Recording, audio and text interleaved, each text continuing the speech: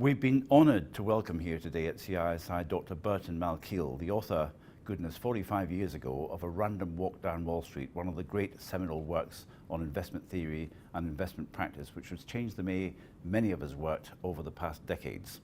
Dr. Malkiel will publish the 12th edition of his book in time for Christmas, so you know what to put on your list for Father Christmas. So welcome, please, this great speaker, still in his prime at 86 years old. Thank you.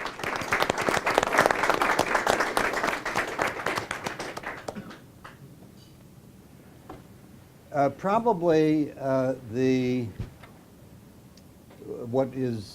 who is considered the greatest investor in my country is Warren Buffett.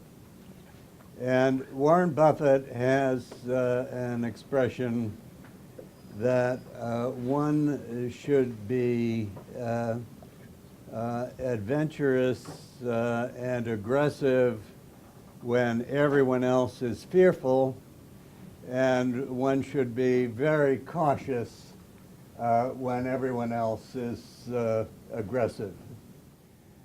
So what I'm going to try to do today is to convince you that while emerging markets are absolutely hated by investors all over the world, and everyone is extremely fearful about emerging markets, that emerging markets offer, in my view, an unusually attractive investment opportunity. And it's exactly at this time when everyone is fearful that one ought to be aggressive. I'll give you the bottom line of what I'm going to try to convince you of, and it's very simple. It's that emerging markets offer the greatest opportunity for growth anywhere else in the world, and that the valuations of emerging market equities are just about lower than they have ever been in history. So everyone is extremely fearful, and as I see it, the opportunity is unusually attractive. First of all, just noting where the population of the world is. And the population is clearly in emerging and frontier markets. This is where most of the world's population lives. And these emerging markets have been growing far more rapidly than developed markets, so much so that the share of world GDP represented by emerging markets is considerably higher than the percentage represented by developed markets, and the growth rates of emerging markets have been very much higher than the growth rates in developed markets. This is a little graphic showing you in 1950 who were the leading countries of the world, and it was the United States and the UK. You see down at the bottom of the graph are 4 emerging markets. This then follows them through over time, including looking at the projections into 2050. And one notes that by 2050, the 2 top markets in the world in terms of their GDP will be China and India, and that I'm sorry to report that the UK is near the bottom of the list, but at least it's higher than Germany. Another way to look at this, at least in the nearer term, is to look at the most recent International Monetary Fund projections for the growth of different economies. These are the recently revised IMF forecasts.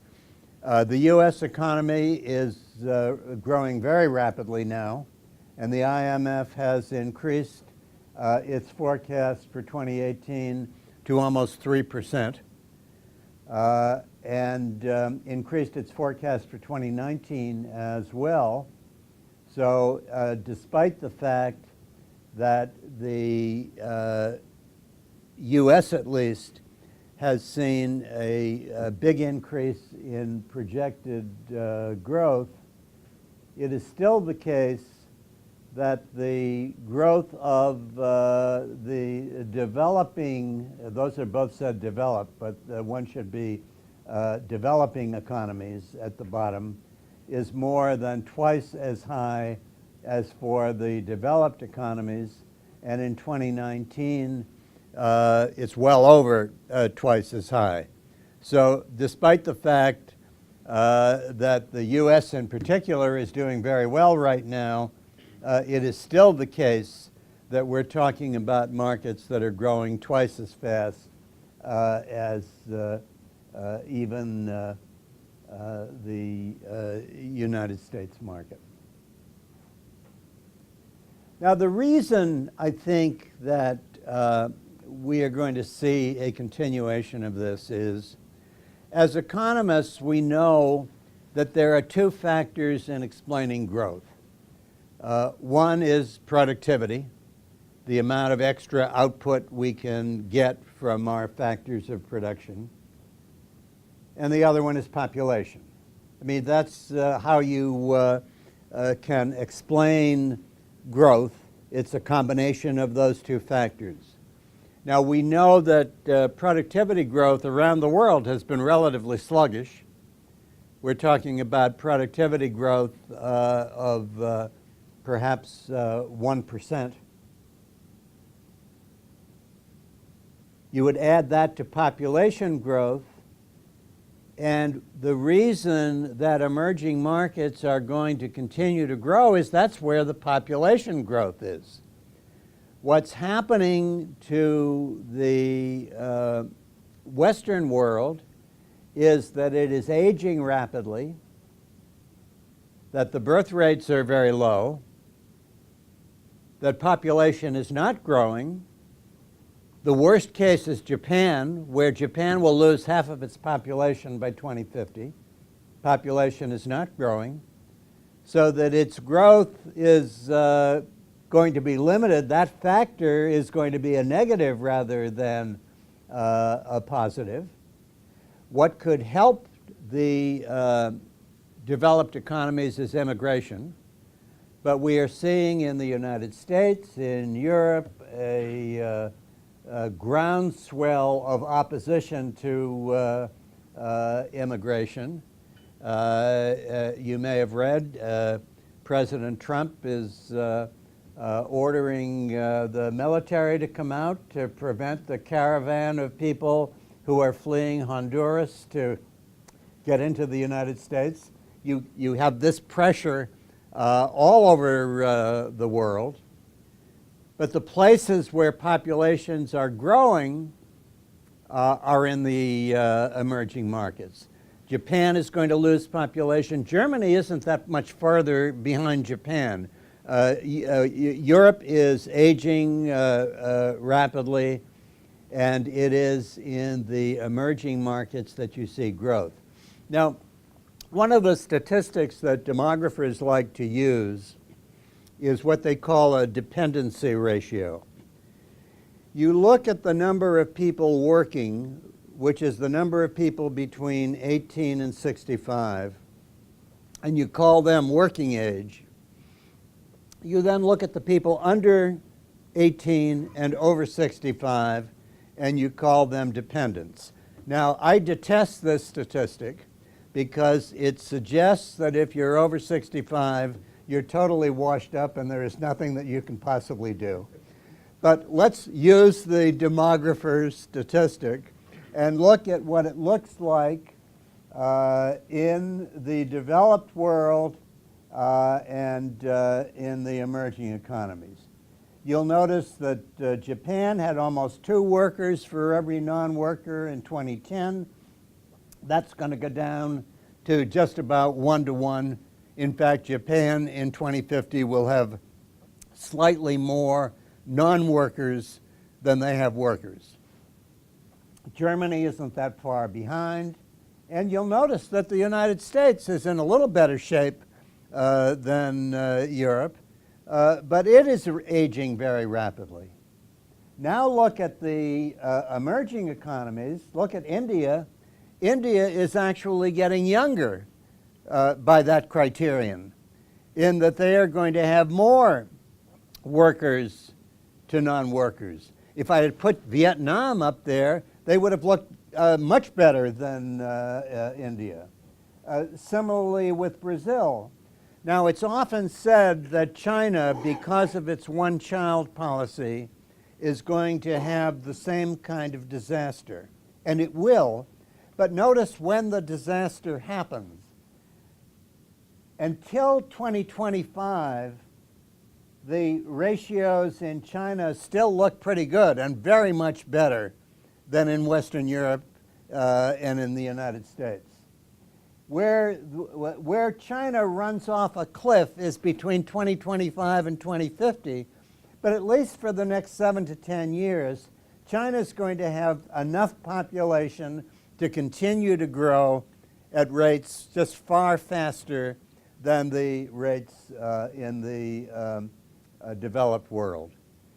So it seems to me that it's very clear that emerging markets have been growing very much faster, and that that's going to continue and might even accelerate, because in terms of the population growth, emerging markets, at least for a while, are getting better, and the developed markets are getting worse. Now, if I've convinced you that the growth is going to be there, let me now pour water over my argument and give you the results of a study that was actually done at the University of London. A very interesting study that tried to correlate whether you made money in the stock market, whether that was correlated with the growth of these of economies. And what you can see from this graphic out there is that there's basically been a zero relationship. China was growing the most rapidly, but you didn't make any more money in China than you made in the less rapidly growing parts of the world. So even if you accept my argument that emerging markets are going to grow much more rapidly, that doesn't mean that you necessarily are going to get a higher equity return, which is what we're interested in. If you want to take a look at this in another way, in a scatter diagram, you can sort of see the dots are just all over the place. There's basically, you know, if you do a regression and you try to do a correlation analysis, the R squared is basically 0. So why is that? Why did that happen? Well, what I'm going to argue is that the reason that higher growth was not reflected in higher equity returns is that what you have seen is a complete collapse of price-earnings multiples in emerging markets, whereas what you've seen, at least in the United States market, is an enormous increase in price-earnings multiples. And the multiple can absolutely swamp any effect from growth. I like to tell the story that in January of 2000, I was at an investment conference, and the group was asked if you could buy one stock for the next 25, 30 years and be assured of growth and great returns, what would it be? And the one that won the poll was Cisco Systems. Cisco makes routers and switches for the internet. We know the internet is going to be the biggest thing that has ever happened. It's like electricity, and Cisco was going to grow. Well, it turned out that Cisco, when the collapse came after the dot-com bubble, lost 90% of its value. Cisco is selling at less than half of its value today that it was in the year 2000. Was it because Cisco didn't grow? Cisco's grown very well. They've actually, the growth forecast was absolutely right. But the growth forecast can be right, but if your price earnings multiple goes from 150 to 15, you don't see it in the equity returns, despite the fact that you've had the growth. And what I am arguing, and we'll show you with some statistics in a moment, is what's happened in emerging markets is it was the collapse of the price earnings multiples that prevented emerging markets from providing excellent equity returns. And when I take the University of London study, which found no relationship between growth and returns, and I say, what if we just took periods where the price earnings multiple of the market was the same at the beginning and at the end, then obviously it is going to follow that growth and returns are going to be highly correlated, as they were in the University of London study data. So the whole question then is, growth is one thing, but valuation is another, and I want to start now talking about valuations. It's not easy to predict security returns. I don't have to tell all of you that. But if you were asking for, was there one statistic that did the best job of predicting security returns, it would be the so-called CAPE, the cyclically adjusted price earnings multiple. In other words, you try to get what the old Graham and Dodd security analysis called normal, basic earning power, and you look at the multiple of that, and that is the best predictor of future 10-year rates of return. Nothing works predicting returns a year from now. But for long-term rates of return, the CAPE does a pretty good job. Robert Shiller of Yale University won a Nobel Prize in part because he calculates the CAPE for the US market. He does it in a very simple way, and you can argue with the way he does it. He just takes average operating earnings over the past 10 years, and those are the earnings, and then the price over those earnings. And when you take those Shiller CAPEs, not particularly a great way to do it, but there are many ways of doing it. I've done it lots of different ways, but however you did it, if you look at all the times from over the last 100 years, and every quarter you measure the CAPE and you measure the subsequent 10-year rate of return. And then you divide all those quarters into deciles depending upon the level of the CAPE. It turns out that the 10% of the time that the CAPEs were very low, like 10.5 or below, the 10-year rate of return wasn't the normal 9%, 9 to 10% that you hear about, but rather closer to 16%. And if you look at the 10% of the times when the CAPE was very high, like 26 or more, the subsequent 10-year rate of return wasn't 9, 10%, but more like 3–4%. So it does, the R squared is 40%. So, you know, it's a pretty decent correlation. It's far from perfect. But as I said, if you want one statistic, that's probably the best one that there is. So this suggests that very high capes are followed by rather low long-run rates of return, and low capes are followed by higher rates of return. So this is the Shiller Cape for the United States over the century. And what you note is that today the Cape for the US market is well over 30. It was only this high at the top of the market in 1929, before the Great Depression, and it was only higher during the dot-com bubble in 2000. And we know what happened to the market after the dot-com bubble. So it would be hard for me to argue that the US market is cheap. The US is growing very well, but the valuations are absolutely enormous.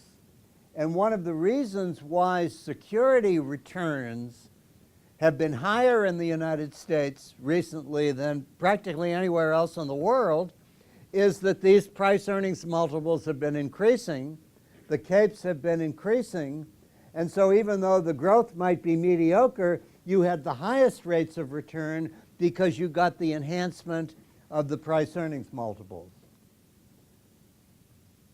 Now, a part of that reason, I think, is that in the red you see our interest rates, which have declined so rapidly.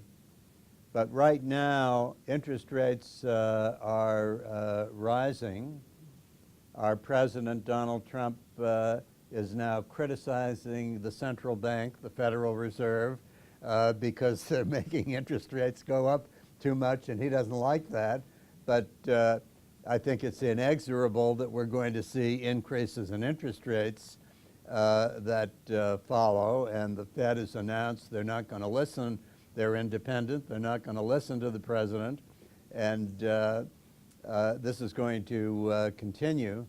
So it's kind of hard to think that these capes are going to continue to increase, and that's going to enhance returns.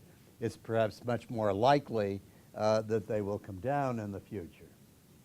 So now let's look at emerging markets. And you see exactly what's happened in emerging markets is there's been this long-run tendency for the capes to come down. First of all, the capes are very well correlated with returns in emerging markets as well. But this kind of tells you what caused that London study, that there's no correlation. The growth was there, but you had an inexorable drop in the price earnings multiples.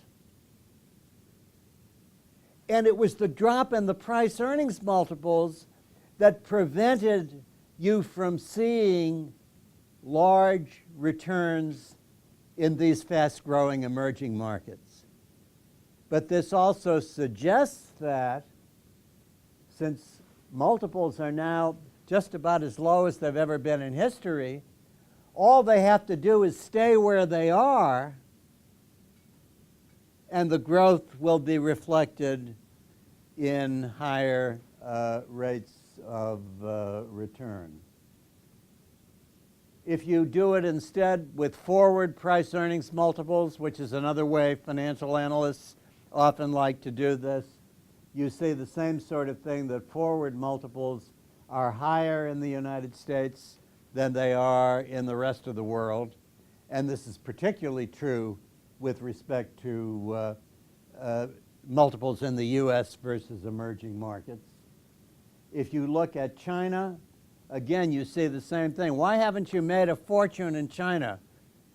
Because it's been the fastest, now India's growing faster than China, but it's been the fastest growing economy in the world. Why didn't you see it in your security returns? You didn't see it in your security returns because you've seen this inexorable fall in price earnings multiples. But if the price earnings multiples now just stay the same, that growth will be reflected in higher security returns.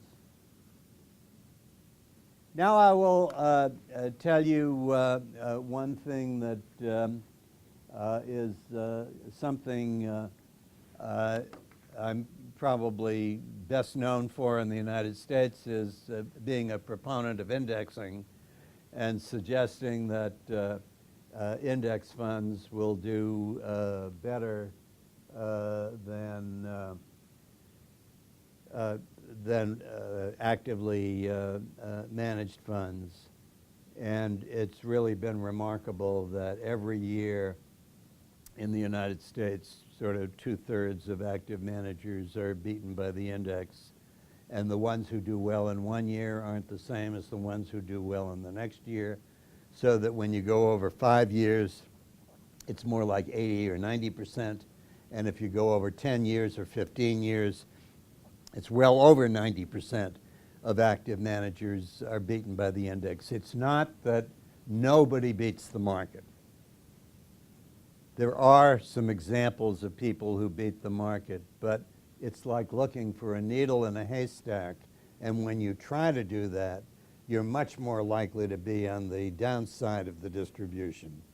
And even Warren Buffett, who's one of the people in the United States who has beaten the index, he has put in his will that his widow has to invest what she gets from his estate in index funds. He recently made $1 million bet with a hedge fund guy.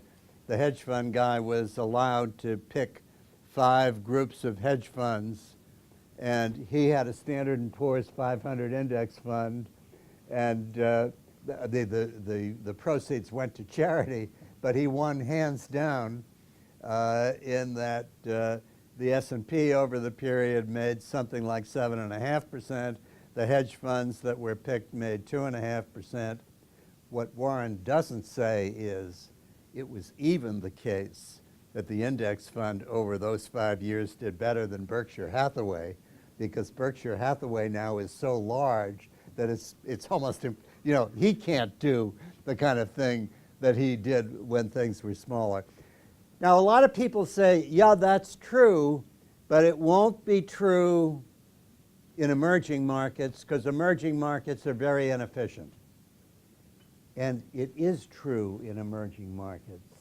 It's almost more true in emerging markets. Over 15 years to the beginning of this year, 95% of actively managed emerging market funds were beaten by the MSCI Emerging Market Index. So it shows you that,